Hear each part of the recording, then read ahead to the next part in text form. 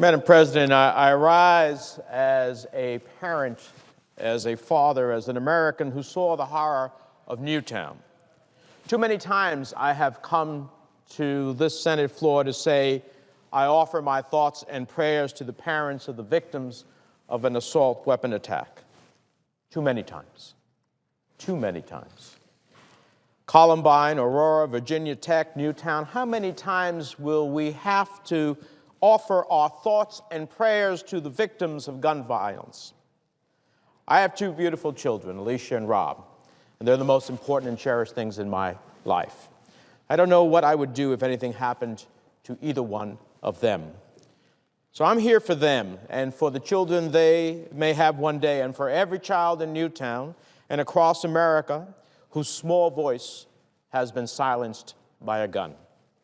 I don't think it's an exaggeration to say that each and every member of the Senate felt a loss that day just 4 months ago. But here we are, 4 months later, trying to do something, but still not enough for those children, for those families, for all the families who have suffered the devastation of a shooter with the ability and the will to kill innocent people, as many as an assault weapon can kill as quickly as it can fire. A shooter with the desire to get off as many rounds in as short time as possible. And in my view, we are already too armed. We are by far the most armed nation in the world. There are more guns in America, almost 90 per 100 residents, than in any other nation. Do you know that there are 5 federally licensed gun dealers in America for every McDonald's? Think about it. Think about how many times you see a McDonald's. Well, imagine 5 times as many times as that of gun dealers. There are about 310 million guns in America. But consider that those 310 million guns are owned by only about 40% of American households. And now we're in the midst of a debate in which some are arguing that not only should we not ban assault weapons, but we should force every state to allow people to carry concealed weapons. How does that help reduce gun violence? How are we reducing gun violence if we allow people to carry concealed weapons across state lines? If we allow someone in Florida or Virginia to carry their gun to New York City in Times Square or my home state of New Jersey? Is that the legacy that we want to leave the children and families of Newtown? I strongly oppose any amendment that would allow reciprocity for concealed weapons. Yet even as we skirt the real issues, banning the weapons and the ammunition devices that have caused our nation so much heartbreak, we would have those who see this as an opportunity to weaken gun laws. Those who see this as a way to push, from my view, a radical agenda and put more firearms into the hands of those who don't deserve them. My home state of New Jersey has a gun control regime specifically tailored to a densely populated state. Our state requires affirmative permission to buy a firearm, but we leave that decision to those who know the state best in terms of its security, the state police. They conduct a thorough background check, even more thorough than the federal background check, and then the police sign off and give a purchaser a card to buy a firearm. Of course, we have common sense safeguards to ensure the Second Amendment is not violated, including appeal rights.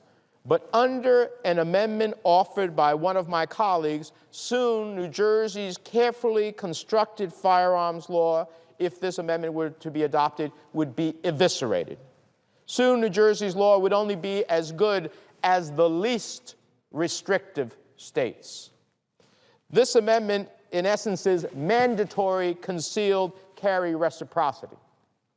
Not the current type of concealed carry reciprocity where states might voluntarily enter into agreements to allow their permits to be used in another state. No, this amendment forces states to accept other states' concealed carry permits.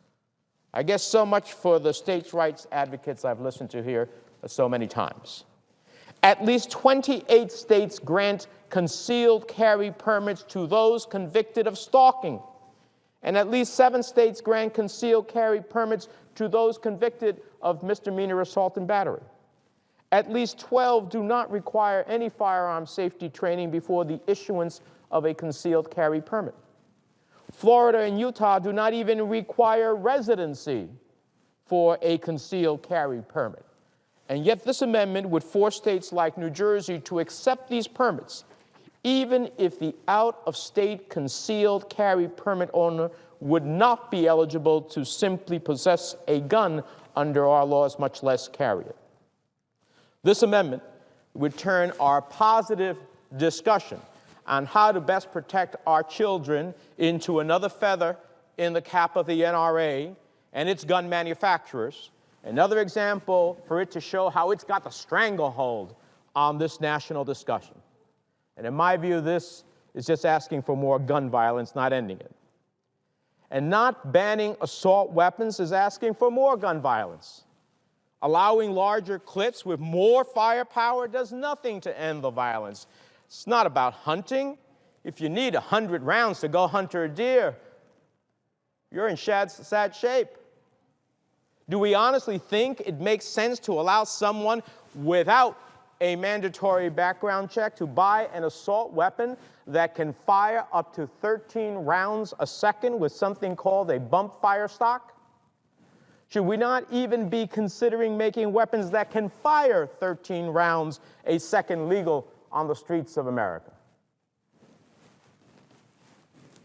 Bang. That's one round fired.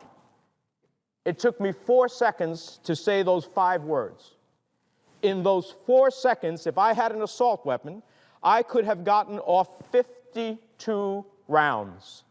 52 bullets fired in the time it took me to say 5 words. There's no need for that kind of firepower on the streets of America. There's no need for the same weapons of that sort to be on the streets of Newark, New Jersey, or Newtown, Connecticut, as they are in Baghdad, Kabul. Any attempt that uses the Second Amendment as an excuse to allow that type of firepower on the streets without some common sense applied to it is not solving a problem, it's creating one. I will support efforts during this debate to go even further in keeping mass slaughter weapons out of the hands of criminals. I don't believe assault weapons, some of them having names like street sweepers, is about anything other than mass killing. I strongly believe in banning assault weapons and high-capacity magazine clips that allow a deranged individual to kill dozens of people in a matter of seconds. There's simply no rationale for having these weapons on our streets unless your intent is to inflict terror and destruction and mass casualties. In a nation where there are already 310 million guns and far too few regulations as to who owns and carries them, I believe we have a responsibility to take these assault weapons off the street. But I understand not everyone shares that view. But the one thing I cannot understand is how someone can argue against something as simple and basic as requiring a background check before putting a deadly weapon in a person's hand. We owe it to the American people. We owe it to the children of Newtown, to the families that are still trying to pick up the pieces from that tragic day. We owe it to the family of the 6-year-old boy from Toms River who was shot recently by a 4-year-old neighbor with a .22 caliber rifle that was in the house. He didn't survive the wounds. We owe it to every victim of gun violence who sent a message that America will no longer be the most armed nation in the world without at least having common sense gun safety regulations. Who among us, Madam President, would be content with the counsels of patience and delay when we lose a neighbor or lose a loved one to the type of gun violence that we could have prevented by a vote here in the Senate today? It's time for some profiles in courage. And I believe that in the men and women of the Senate, there exists that opportunity in that moment for a profile in courage to stand up for what is right. And that's the opportunity that is presented to us today. I ask that my full statement be entered in the record in the interest of other members who wish to speak. I ask unanimous consent for that. Without objection. Madam President, I have 9 unanimous consent requests for committees to meet during today's session of the Senate. They have the approval of the majority and minority leaders. I ask unanimous consent that these requests be agreed to and these requests be printed in the record. Without objection. And with that, Madam President, I yield the floor.